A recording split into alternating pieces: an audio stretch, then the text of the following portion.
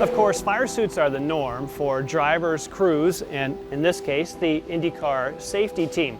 But when you get behind the scenes, as we are here at Impact Racing in Indianapolis, you find out right away there's much more to this process of producing these than meets the eye. Now, even though Impact did a large run of these suits, each one of these amazingly represents over 40 hours from start to finish. Now, of course, the process starts with design, to where the actual suit dimensions are entered manually and a pattern is created.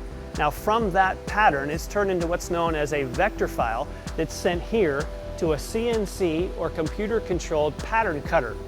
This pattern cutting happens very quickly, but remember, if you have a multi-color suit, you have to make a separate run for each color. But before you know it, you have all the pieces to start to assemble your fire suit.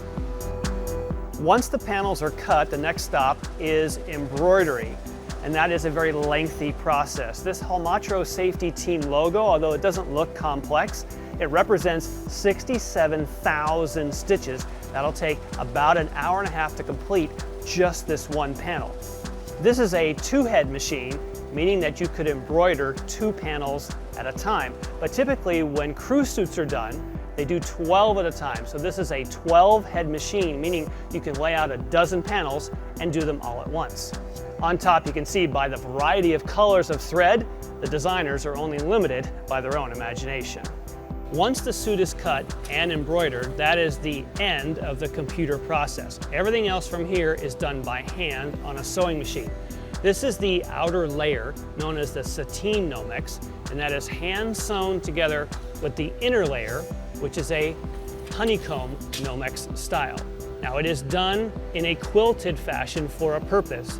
It has been found that burns oftentimes are from heat transfer. So by quilting it, it cuts down the heat transfer significantly. Burns are typically not as much a problem with open flame. Now, for these safety team suits, they have some custom features.